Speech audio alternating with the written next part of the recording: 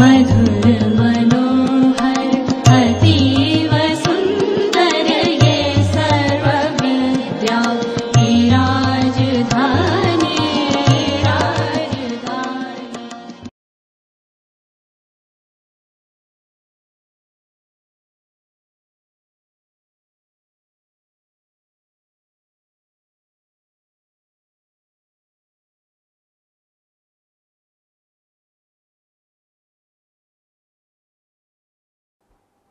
My dear students,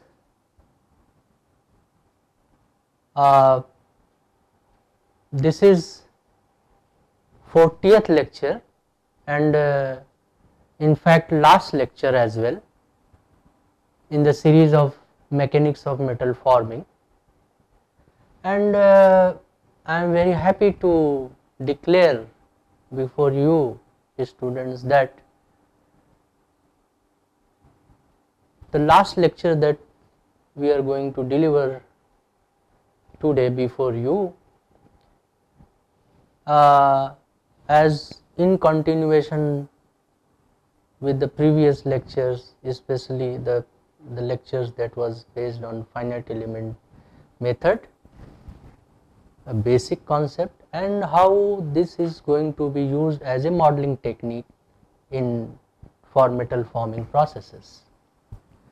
So, if you recall, two-dimensional cases we considered, almost most of the basic thing we discussed, and last lecture in 39 we also discussed the 3D cases.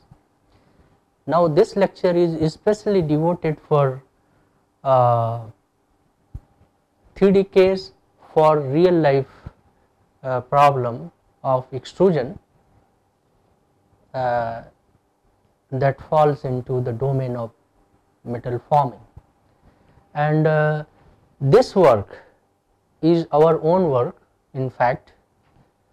So I am also glad to share with you the details of this. No doubt the whole work has been very long, but it has been cut down so that it can be put before you. So during the slides I may go faster sometimes, requesting you to please read the details on the internet itself and through your user interaction with the site, so that I can cover the whole things here before you. So with this aim,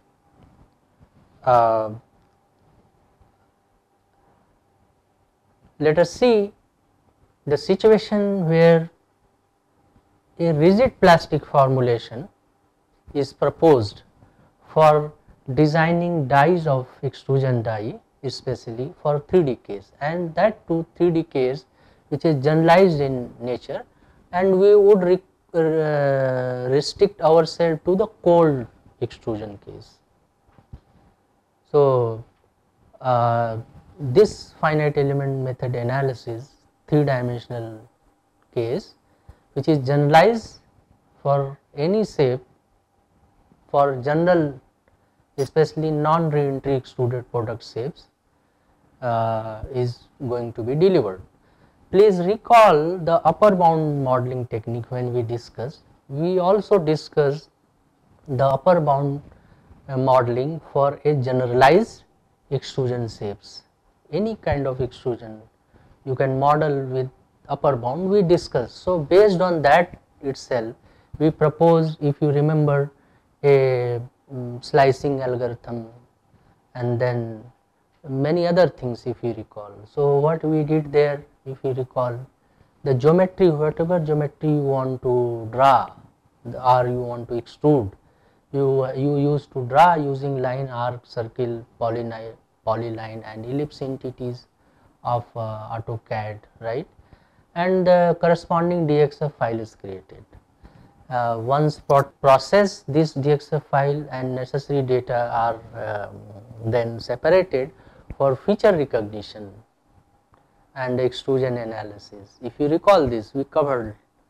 So, the feature cross section is again broken into number of smaller elements to form number of 3D slices. I am not going in details of those technique now, you can go back to those lectures. The sliced elements are taken one by one for the proposed rigid plastic finite element analysis using 3-dimensional finite element method.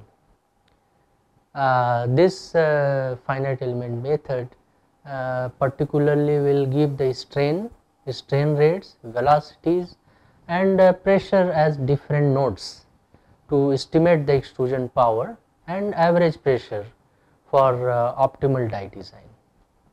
As you know, die design is very crucial and an area which is full of art. Still the whole thing has not yet been explored. So, this process will extensively help in die designing, and whatever result we obtain with this analysis, it has already been tested with experiment, and it is found that it is good enough and one can rely on this. So, we would then start with the non-reentry shape, and as you know, once you are able to do it for non-reentry, you can apply for any reentry shape as well, and also you can club the heat transfer part with this. It is easily the process can also be extruded for hot extrusion case. So, with this aim we will do, and please remember the feature recognition concept again to remind you, the process of optimal die design work, and you know we get the strain rate, velocities and pressure, all that, and the earlier experiment, some of the experiment by Young and some of the Kiuchi and all those things, as well as the theoretical work, and also a software which is called as the HyperExtrude, which is inbuilt domain or inbuilt module of Altair Engineering Group. So, that one can also refer. So, now look at this figure, the block diagram. Just to remind you that this block diagram shows the process, how do you go ahead with recognizing features in a given shape, because you may solve it for a single hole extrusion or multi-hole extrusion. So, this figure, the block diagram shows the details of the processes that you may go in detail later. This figure number 2 shows the construction of a power element for a general non-reentry shape. This figure has come earlier also, but to refresh you and remind you before starting, I am giving it to you here. So, you can see the billet side and this is the product side. We are considering the only die portion, we are not considering any other tooling. So, this finite element method, it is limited to that. One can extend it for others as well. So, this is what is the one of the slice of generalized shape and rigid plastic FEM formulation. So, if you look at the A gives the typical brick element, which is 20 noded brick element, and there the two types of nodes are there. One as the darkened nodes that represent the pressure nodes, and the velocity nodes that represents, which is undarkened, so that represents the velocity nodes. So, you can see one of the slice and how the elements are going to be constructed, right. So, the B part shows the boundary, one of the boundary element on the of these, right. So, you can see here one thing, the A, B, C, D, all those marking, and so you can see that Ij along the axis, if you see the length of the Ij, that is the initial billet length rather, and the Kj is the length of the product length outside, and Jk is the actual die length, right.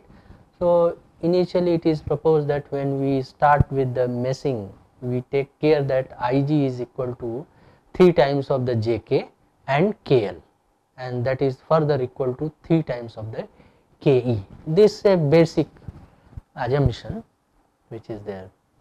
So as you remember, how do we start?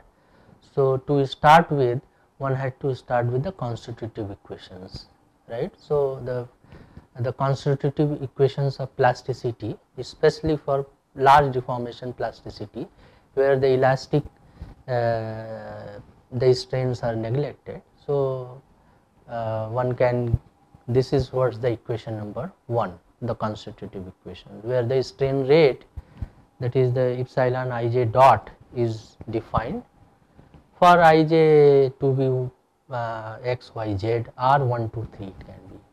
So Vi and Vj are the velocity component along Ij directions in Cartesian coordinate system. So the constitutive law which relates Dieteric stress tensor, that is sigma Ij prime, and strain rate tensor, that is epsilon Ij dot, and the Lévy-Mises coefficient nu for rigid plastic material, yielding according to the one Mises yield criteria, is given by equation number 2. So you can see, I am not going to now read these equations, you can see on the screen of the site. So the generalized stress and the generalized strain we discussed earlier also, it is given by equation number 3, and then one can find out the generalized strain from equation number 4 here. So look at this figure number 4 here, where the division of the one slice into finite element for the analysis is shown. Now you see how the slicing, one slice, and in the die region how the division and elements and nodes are.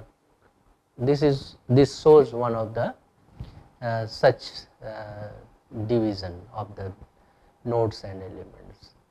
So then one can proceed with the weak formulation, right.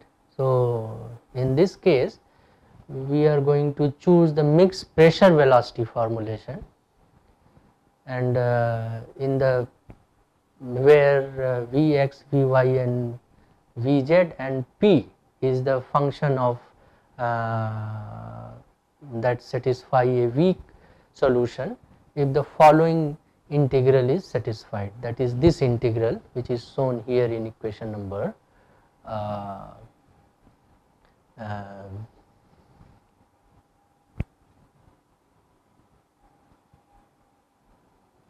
5. This is what is being in equation number 5. So it is a summation of long equation, you can see, where Wp, Wx, Wy and Wz are the approximate weight function, since hydrostatic pressure is compressive and hence negative, and the weighting function Wp is also taken negative. So performing the integral by part, we get equation number 6 here that has been. So that is the integral over the volume I1 plus I2 dx dy dz minus integral over the volume I3 dA1 minus integral over the volume I4 dA2 minus integral over the volume I5 dA3 is equal to 0, where I1 is defined this way and then I2 is defined this way, I3, I4 and I5 is defined in equation number 7 here, right. So, and dA1, dA2, dA3 is also defined in equation number 8 here. So, and other terms like epsilon xx rate is defined, like epsilon yy rate, that is the strain rate, and corresponding weight function is also defined in equation number 8 here, 9, equation number 9. You can look all these things. So, if you integrate and then in the finite element formulation, it is convenient to express the integral in the matrix form. So, this matrix is shown here in equation number 10, right. You see the whole equation which was presented in equation number 7, that is now converted into the integral form, right, in equation number 10 here, where m is a vector having 1 1 1 0 0 0, then strain rate is another vector which consists of these components, and strain rate weight function is consist of these one. So, starting with the finite element approximation, a brick element is used here, okay, with 20 nodes in each corner.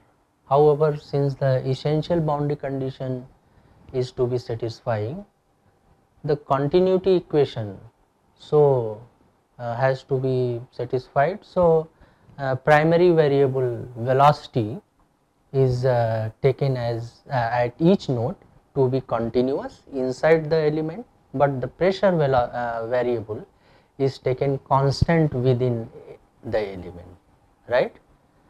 Another possibility is taking safe function for velocity as the quadratic, and the pressure for the pressure it is taken as linear at each corner nodes, right. So, for nodal velocity 20 noded, and for pressure 8 noded elements are selected, alright. So, as far as the shape function is concerned, the square shape function has 20 noded element, which is shown here in this figure with the corresponding master element is taken for velocity, and 8 noded, which is shown again here in this figure, for pressure is assumed constant over an element. So, this figure shows the surface element, that is 8 noded for the velocity and 4 noded for pressure, if you look at the boundary one surface along the dibillet interface, along with its corresponding master element, right. So, here please recall back whatever we covered in the previous lectures. I am not now going in very details. I hope that you now understand. So, the natural coordinate for the 20 noded and 8 noded element are to be there, and this is what is being shown here. So, for 20 noded the natural coordinates are given here, okay. So, like node 1 it is -1 -1 -1, node 2 it is -1 -1 1, 3 it is 1 -1 1, and likewise 10 it is 0 -1 0, and likewise 20 the natural coordinate system is 0 1 -1, okay. So, you can also look at this figure. So, the functions, the shape function is given here, Ni as 1/8, and in terms of the natural coordinate system it is given Ni and Nj. So, I varies from 1 to 8, and J varies from 9, 11, 19, 17, right. So this equation is shown here as 11, this safe function, and the previously it was given for 20 noded the your natural coordinates and the corresponding mapping. This shows the 8 noded natural coordinate and corresponding mapping. So 8 nodes in natural coordinate is shown here, and the corresponding safe function Ni is also shown. You can see here I is from 1 to 8. So the safe function for di-billet interface are to be also there different, and this is chosen as 8 noded as given in this equation number 12 here. Okay. So Ni is given here and Nj is given here. So Ni is for I 1 to 4, and the Nj where j is 5 and 7, and Nk, it is when k is 6 and 8, the safe functions are different, right. So looking into this, then one can propose the Jacobian matrix. So the Jacobian of the thing, the corresponding matrix is proposed in equation number 13 here. You can see that is deva x by deva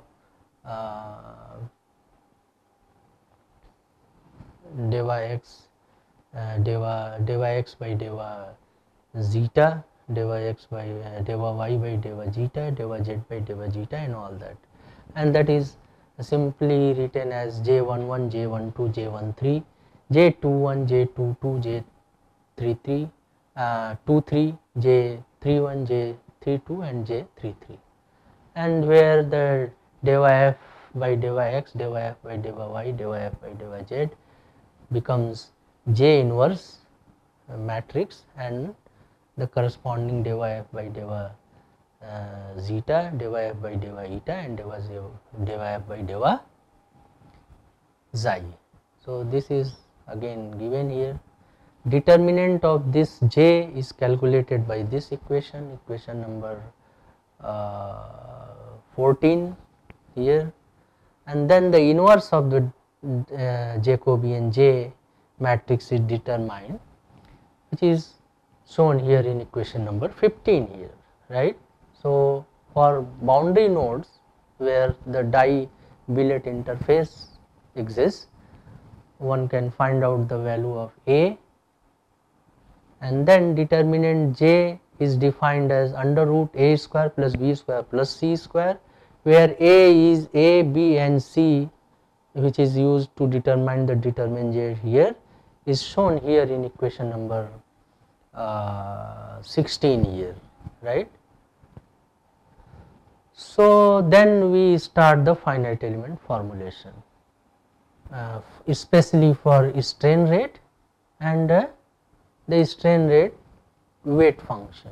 So this strain rate vector is given here, that is the 6th vector, that is a epsilon dot xx, epsilon dot yy, epsilon dot zz, and under root twice epsilon dot xx yz, that is the shear component, and this is what is shown here in equation number 17.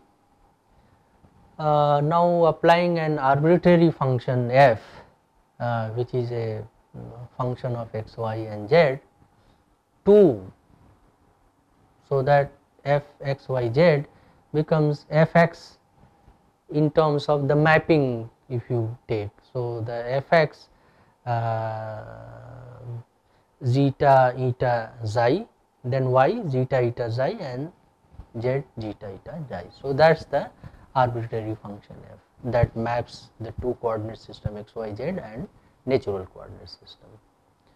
And then if you differentiate it, so and once you define the y, z and x in terms of the safe function, So that is what has been shown here in equation number 19. Okay, and then the Vy, Vz is also specified, because the velocity has to also be defined in terms of the shape function, and that is defined in equation number 18 and 19 here, and 20 as well, 18 and 19 here. So taking an arbitrary function f, as I told, which is a function of x and y z, so one can now differentiate in this fashion, which is shown here in equation number 21. Now you look at J is your Jacobian matrix. So the whole thing becomes the vector of, that means dy f by dy x, dy f by dy y, dy f by dy z is equal to J inverse and dy f by dy zeta, dy f by dy eta, and dy f by dy psi. So that becomes your equation number 22 here, right, where J inverse and Vx, Vy and Vz, if you look at, then one can then say that the equation is for the strain rate vector becomes as shown here in equation number 23. So now you see how many component has appeared, where because Vx, Vy and Vz is written as shown in equation number 24 in terms of the corresponding mapping along with the shape functions.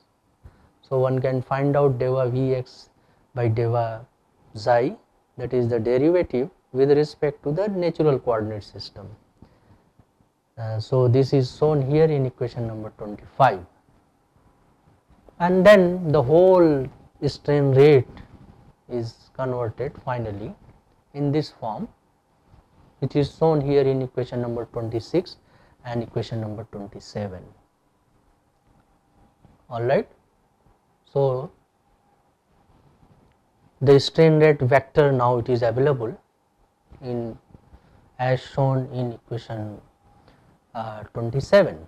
So now here if you see this vector, it has b11 0 0, b14 0 0 and all those things long. So the size is around 6 by 60. The elements of this matrix is 6 by 60, where b11, b12, b22, b33, b41, b42, b452, b5, 61, b other components are defined here, right. So this is what is shown in equation number 28. All right. So you can look into these details. Then one can then simply write that the strain rate vector is the matrix B multiplied by the vector V, the velocity vector, and this is what is shown here in equation number 29. Similarly, the strain rate weight function vector can also be defined, and this is shown in equation 30. Therefore, the Vx, Vy, Vz vector can be written here, and that is simply Ni vector matrix multiplied by V vector, and that is what is shown here in equation number 31, where the weight function vector corresponds to your Wx, Wy, Wz components, and that is nothing but the Nij, Wij. So that is in equation number 33, and the pressure corresponding to the pressure nodes is defined as the shape function Ni matrix multiplied by the pressure vector corresponding to the each element, and this is what is shown here in equation number 33. Okay. So, the corresponding weight function for the pressure node is again shown here as equation number 34. So, secondary element are approximated by taking an 8 noded quadrilateral element, as I said, and this is what is shown here. The tractions as Tx, Ty, Tz again in terms of the shape function. This is shown in equation number 35, and by substituting all these matrices along with approximation for the boundary element, the final finite element equation is written here in equation number 36. So, now you see a large component of the integrals. So, you can see on detail, I can't read here now, and hence the other slightly manipulated form is written in equation number 37 here. The whole finite element equation, assuming that the K matrix K11 is 0, matrix K12 is shown as the integral of this one. Similarly, the matrix K11, K22 and all those things are shown here, and the weight function vectors is also shown here. Now you can look at, right. So, the weight function W, the vector, then the X vector, then the F vector, especially Fx, Fy and Fz vector, and then the element stiffness matrix vector that consists of vectors that consist of matrix K11, K12, K21 and K22, right, where the X vector is consists of the pressure, nodal pressures and nodal velocities, right, and which is defined there, that the P1, P2 and all those things. Then Vx1, Vy1, Vy1, Vz1 and similarly Vx2, Vy2 and Vz2 and all those things component. So, that is written the corresponding to the vector x, right, and therefore, finally these are written in equation number 39. So, this is what is the final finite element equation. So, now you see the integral has been converted into summation, right, and that consists of all matrices. Okay.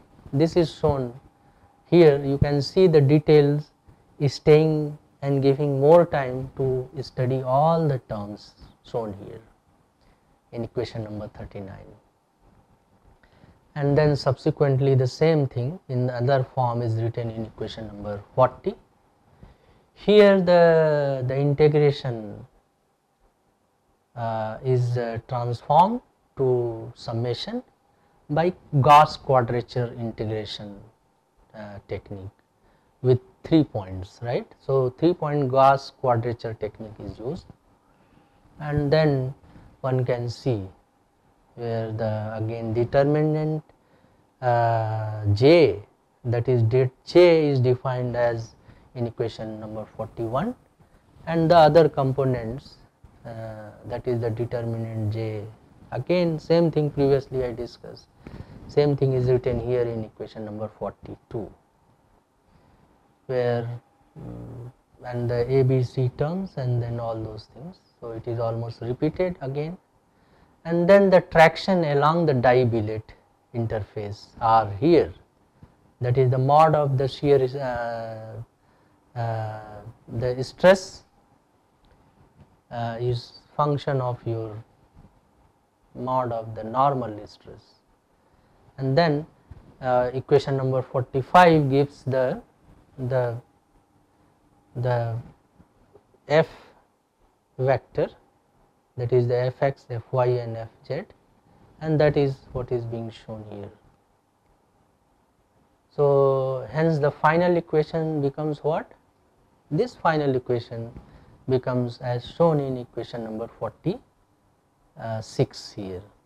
That is the summation where over the all nodes, then you have the weight function vector, then the k vector, that is the stiffness matrix vectors, multiplied by the x vector, and that becomes the summation over the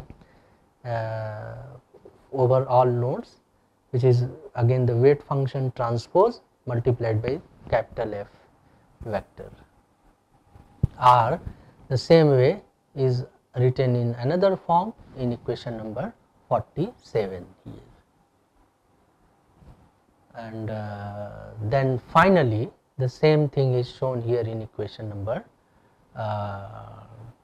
49. So now the final format, it looks like same as we started with previous equation.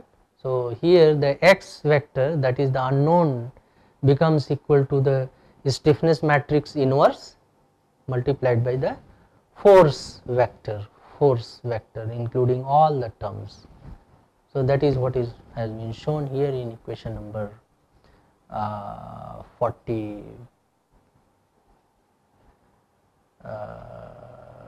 49, right. Then once we have established the finite element equation in matrix form, then one can go ahead with the boundary condition. To show you the boundary condition of this one slice, refer this figure again. So the various boundary conditions which is shown here is defined like the first one, the entry and exit boundary conditions, that is on the entry phase A, E, J, right. So here we have Vx is equal to Vy and that is equal to 0, and Vz is equal to Vz, that is, and on the exit phase, that is DHM, the Vz is equal to Vy is again 0, and Tz is equal to Ty, and that is again 0. Second boundary condition is on the di-billet interface BCLK. If you look at the figure, where the Vn is 0, that is the normal velocity is 0, and then Vn is, in fact, it is defined as your Vx and the n and the unit vector, and the summation means V1, V2 and V3 multiplied by corresponding normal, unit normal, and that has to be 0. So that is shown in equation number 52 here, 53 here, and where the constant friction case, in case of that, when the friction is taken as constant over the die interface, so in that case the mod of the yield stress is must be equal to taken as m multiplied by generalized stress divided by root 3, right. So this what we have already considered earlier.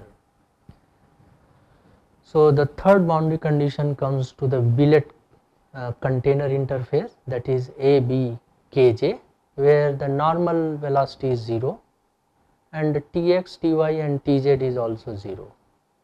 The fourth boundary condition occurs at the free surface, that is CDML, alright, where the V normal is 0 and Tx, Ty, Tz is also 0.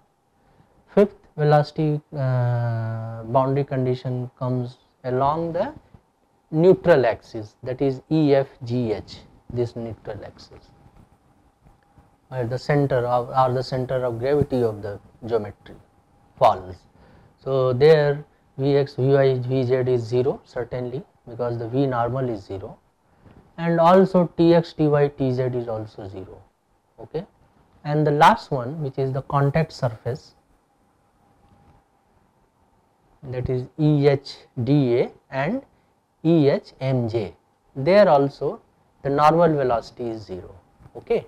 So, keeping these 6 boundary conditions, one can now propose the solution methodology. So, we have already done it. You may also try with these formulation. So, these boundary conditions are imposed on the final equation at specified nodes. So, you recall there are 20 nodes for velocity boundary conditions, velocity nodes, and 8 nodes for pressure, okay, and then there are other nodes corresponding to the surface element, right. Then the resulting equation is solved iteratively by household method. There is a household method for solving equation as well. So, initially for first iteration, a suitable guess value for nu, that is the Lévy-Mises coefficient, is given. Then the result which is obtained after the first iteration is used again for further iterations. Then the iteration is conditioned until the nodal values of the pressure and velocity converges between 0.1% between the successive iterations. So, we go ahead till that. The flow formulation results data is in fact used to in cold and hot extrusion analysis. The shape extrusion product that comes out may have many power element, as I told, and we have started with the same. So, only one power element is analyzed here at a time. Otherwise, it is very difficult to solve the iteration with the available compiler or computer at a time. So, it is chosen to take one element, and using this procedure one can go. The segmentation procedure and the formation of number of power element concept, it is again chosen from the same work previously that we did it in 2002. So, and then based on this procedure, a program we have already developed in Fortran, and we solved for an axisymmetric rod consisting of 24 power element, and we have tested the applicability of this proposed FEM methodology, and then it was also validated with Young ETL 1990 work. The listing of the program and all input and outputs, one can, if anybody is interested, you can contact me, we can share. And I would like to show you some of the result that we have got using this program. So, for an example, if I take this example where Young and the co-worker in 1990 conducted experiment for axisymmetric extrusion of circular sections. Details of the material specification and other process parameters are taken same as they have mentioned in their paper, like the aluminum alloy 2024 annealed was taken, and the stress strain relationship was taken as this one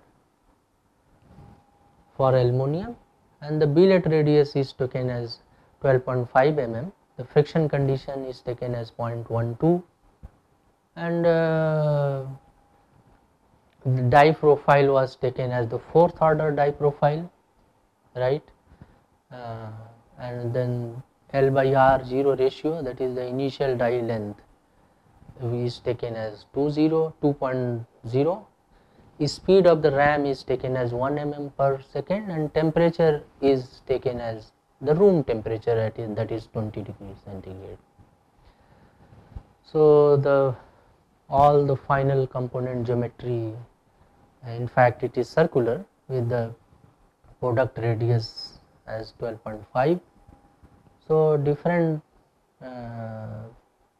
those results we conducted using this formulation, we got result, and also we took the result with hyper mesh also and we compared.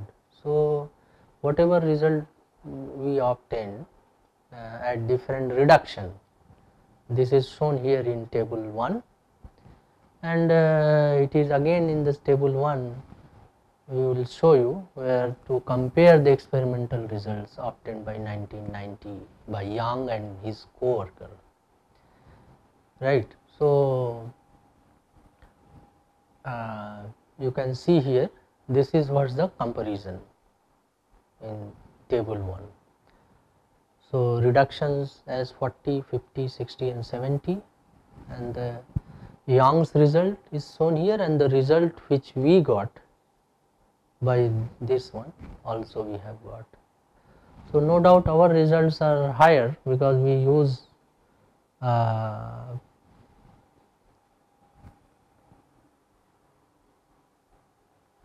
okay. So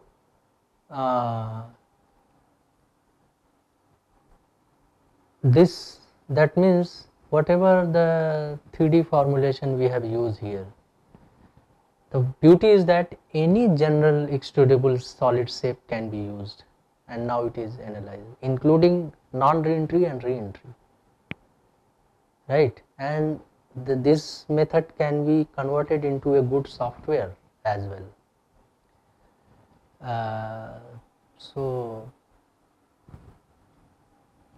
alright, so the various power elements are taken one by one as I told for the FEM analysis, and this FEM analysis certainly will give the velocity and pressure field within the deformation region at various nodes. These velocity and pressure field are again taken as input for the getting the temperature and distribution if it is required, right. If suppose you can also use this pressure and velocity field and strain rate field with temperature, so you can go into the area of the hot extrusion as well. As we have done lot of results we got, and one can contact me if you are interested in more details of this. Okay. So this figure shows the variation with the die length and the average extrusion pressure that we get, right. So at various reduction, say here this reduction is shown here. So you can see at around die length 1.5 we get the minimum extrusion pressure. Okay. So this is what's the details of the 3-dimensional extrusion, and it is purely metal forming, which was the purpose for the course. This is a again to remind that this is a finite element method, a modeling technique. So for you to go ahead into more details if interested, these two references can be used.